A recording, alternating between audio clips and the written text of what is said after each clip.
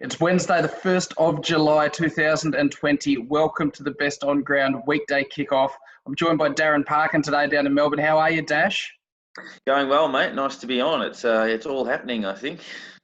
It's fantastic to have you on, and about 10 years since we last got to speak sport together on the airwaves. So welcome back to you. For those tuning in for the first time, very basic premise. We look at 5 of the biggest stories making waves in the world of sport every weekday morning. And I'm your host. I bring along somebody different from the world of sports media to talk through some of the intricacies of each of those stories every single day. So, Dash, we're going to rip straight into it, and we're going to start up here in Brisbane. Peter Bedell in the Courier Mail today. He's got some pretty explosive quotes from Wayne Bennett, who basically has fired back at the Brisbane Broncos, his former club, and some of the quotes that have been made about the state that he left that club in. He said, "Enough's enough. I've bitten my tongue for 18 months." Talk me through some of the statements he's made and whether he was justified in doing so. Yeah, we obviously know this season's been a nightmare for the Broncos post-resumption. They've had some shocking defeats, and it's obviously completely uncharacteristic. I think you've got to go back to the late 90s to when the Broncos lost something like their first 7 or 8. They ended up going on a run and finished the season quite well. But for them to be this uncompetitive and this deep down the table is just not something we're used to, whether they're in contention or not. And we know there was the controversial coaching switch, if you will, a couple of years ago where Wayne Bennett went across to South Sydney and Anthony Seibold went up to Brisbane, and there was that, the hiatus year and all of that talk around, it'll be done in 12 months' time. And so it's always been a talking point. But the reality is that when Wayne Bennett did depart the Broncos, it was, I guess, a healthy win-loss position. I think he was 64% or something like that. It's dropped down to 40 now, but it's about the age and the health of the list. But you got to look probably closer at the culture. There was that talk last week about players smiling and laughing with each other on the ground after they've been flogged, and how bad a look that is if you're a supporter and you're bleeding. So that type of thing has to be owned by the current administration and the current coach. They've got to obviously work their way through that. But it is reported in that article that Anthony Seibold did speak to management when he signed on and said, look, this is going to be a tough 2 to 3 years based on the age demographic of our list. And Wayne Bennett wasn't having a bar of that, talking about obviously where they were at under his control, and where they've gone now has to be owned by that current group. But it's probably similar in an AFL analogy to the Ross Lyon perception at St Kilda, that maybe he left them a mess, and same with Fremantle. And I think success can hide all of those things. If you win premierships, then all of that stuff goes away. But because obviously it wasn't left on the best terms, people are always going to remember that. And they'll always be intrinsically linked, I believe, Seibold and Bennett, because they did that very rare job swap. For those watching on Facebook or YouTube, you will have seen me hold up the golden strainer. That's the way that we move on to the next topic nice and quickly. Our second topic today, really fascinating yarn from Tom Decent in the Sydney Morning Herald. He's managed to get his hands on what the day will look like for the New South Wales Waratahs as they fly out of Sydney on Friday morning, up here to Brisbane to play the Queensland Reds, and then fly back on the same day. He's managed to see the 16-hour schedule. It's fascinating stuff. I recommend you have a read if you have the opportunity. It breaks down what time they'll need to be at the club, the chartered flights, what time they'll get to the stadium, the way in which all their gear will be cleaned down and everything like that. But one thing that really stands out to me, particularly for a team who's already lost some players to soft tissue injuries this week, it's a pretty onerous task for the professional athletes to go up there and back in this time frame. Yeah, and I guess that's an insight into the COVID world. There's no staying over. It's fly in, fly out, and unless you're in a hub. And the day obviously starts with a meeting at the club at about 10:45 in the morning. You've obviously then got players that are coming from all different parts of New South Wales. They might be an hour away, hour and a half away. Some might be close. Then obviously it's temperature checks, onto a bus, drive to the airport, go through all of the process there. Then obviously get on the plane, make your way up to Brisbane. Probably 5 hours, I think, before the start of the game, and then go through temperature checks. There's in a clean area where only people that have obviously passed those temperature checks are allowed in terms of player staff. And you're talking about preparations for balls and gear and referees and all of that sort of stuff. And then you're on the bus straight back, and then jumping on the plane and returning to Sydney. And the day finishes at about 2 o'clock in the morning. And the soft tissue thing is interesting. We've probably seen in most sports, even across Europe and here, an increase in those types of injuries because you're not getting that stretch the legs time. It's bus, plane, play, and then back again. You're fatigued as well, and you wonder sort of what the rest of the week looks like. It completely changes that recovery. And on top of that, we know players are getting COVID tested probably 3 times a week. So it's a fair sacrifice that they are all making. And stuff like this is really interesting because it just shows how much it's changed. And I wonder personally, when it's all over, how much of this stuff actually changes back, whether we stay with a lot of these protocols in place. So I get the feeling that a lot of it will change forever. Well, I think definitely when we look at it from a commercial perspective, I mean, the broadcast deals, we know they're going down in every code. So the cost associated with, transporting a team to stay 2, 3, 4 days somewhere in advance of a game is a very good point you make. We may not see that again. Our big one today that we're going to spend double the time on comes from Jake Niall in The Age. It's a pretty obvious angle to be exploring today, talking about what is going to happen with the AFL fixture, with obviously different restrictions in each of the 5 states where they have teams based. It's a fluid fixture. It keeps changing, not only in terms of the days people will play or the locations, but also the opponents. Is there any tougher task in world sport right now, Dash, than for the AFL trying to react to these different restrictions in every state and reorganising this fixture? Yeah, I saw former Tiger Matthew Richardson tweet the other day that Travis Old, the fixturing boss, needs John Nash, obviously, in his corner to try to get this organised. And it's almost a case of check the fixture on Monday morning to see who your team is playing rather than anything sort of set in concrete over a period of time. And look, it's been a nightmare. We know that yesterday it was announced that South Australia was supposed to open their borders to Victorians by the 20th of July. That now won't happen. They'll obviously open them to everyone else.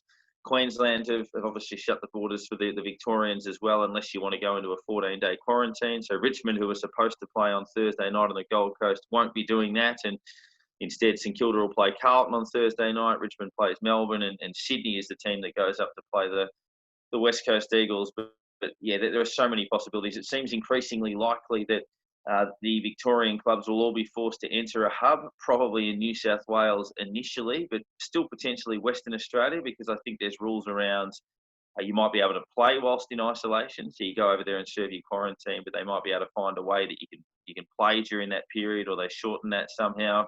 They're talking about the Northern Territory. They're talking about Canberra. They're talking about Tasmania, but I'd be very surprised if football is played in Melbourne from next week. I get the feeling they'll get through this weekend, and then it'll be a hub situation almost immediately, the fixture as it stands. Even the Gold Coast, they're playing in Geelong this week, which will go ahead, but they're supposed to play Hawthorn in Melbourne the week after, and that won't be happening because obviously they'd have to go straight back into a hub in Queensland or straight back into quarantine. What I think will happen is that they might even be forced to pause the season for a week, where they have a bye round, and therefore just realign, allow sides to do a little bit of quarantining somewhere and then start again. But yeah, I'd be very surprised if there's a game in Victoria after Sunday for the foreseeable future. Darren, I was certainly one of those people at the very start when the AFL announced a 17-round fixture. I said there's no asterisks. You're playing each team once. The fixture's fair.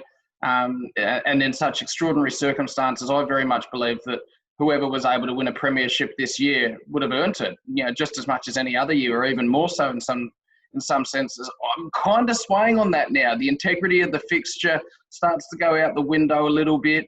I look at Melbourne, for example, missing out on playing Essendon in round 2, then the change up this week, not playing Sydney at the SCG. The integrity of the late changes to the fixture, maybe it will end up whoever wins with an asterisk next to their name. It might. The asterisk doesn't necessarily even have to be bad, though. Like there can be a good asterisk or a bad asterisk. It can be look what you've overcome. And I think fundamentally, as long as everyone plays each other once at the end of the day, I know that doesn't happen in some sports, like the NFL, for example. You might not play someone for 3 years, but I think if we get our 17 games, everyone plays each other, then everyone's going to overcome something. At the moment, the Western Australian teams in the set get pretty tough because they're in a hub. But soon I think a lot of other teams will be as well. So it's almost swings and roundabouts. It's your turn to take your medicine. It's someone else's turn to cop it. And I get the feeling that it could still be an asterisk with a positive next to it saying, look, this is what you've overcome. But for others, it's certainly not going to be seen that way. From Australian football to English football now, and over to the English Premier League, which we've seen has been underway for a number of weeks now. But some data coming out via BBC Sport this morning, essentially saying that the standard and the quality has dropped since the return to action. There's less goals being scored per game. There's less shots per game. There's a decrease in the conversion rate. Players aren't travelling as far. Has the Premier League been boring since it restarted? In a way, yes. I mean, I support Aston Villa, who are fighting to avoid relegation, and we've been ordinary, but we were ordinary before the lockdown as well. But I think all of the sides fighting for relegation haven't picked up a point effectively, or they might have picked up one or two. Certainly haven't won a game during that period. Obviously, Liverpool were certain to win the title, and they've come in and polished that off in the first few weeks back, which is certainly well deserved. But the sting had gone out of the season in the sense that you knew who was going to win it. The interest has been top four and relegation, which is still quite fascinating. Obviously, Leicester are struggling a little bit. There's teams like Wolverhampton that would be a great story. They're sort of 5th, 6th, 7th on the table that could conceivably go up. So there's still good stories there, but the action, I think we've dropped, or we've had half the number of dangerous chances on goal that we've had before, and most of the scoring opportunities are coming late. We've had an abundance of 0-0 half-time scores, and that's probably a fatigue factor where obviously, as sides haven't had the training load that they would have otherwise had, are coming in and 75, 80 minutes into games are sort of falling over with their defensive structures. So, yeah, I think sides are probably feeling themselves out a little bit. I get the feeling that will improve gradually as we work through this last 6 weeks. But it has been a little bit flat because all of those sides fighting for contention in the respective areas are all struggling. No one's putting their hand up to make their move. Final story we're going to look at today, and German tennis legend Boris Becker seemingly out of nowhere reached out and had a crack at Nick Kyrgios. We'll go back a step there. Kyrgios, of course, calling into account German star Alexander Zverev for his behaviour, being out socialising and partying in Europe just a few days after the disaster that was the Adria Tour in the Balkans. Boris Becker having a bit of a crack, called Nick Kyrgios a rat on Twitter. Kyrgios has come back, called him a doughnut and said, essentially, pull your head in, mate, get back in your lane. Kyrgios seems to be 100% in the right on this, and I wonder, why does it take a pandemic or, say, the bushfires earlier in the year to bring the best out of Nick Kyrgios, who clearly is an intelligent guy in his own way?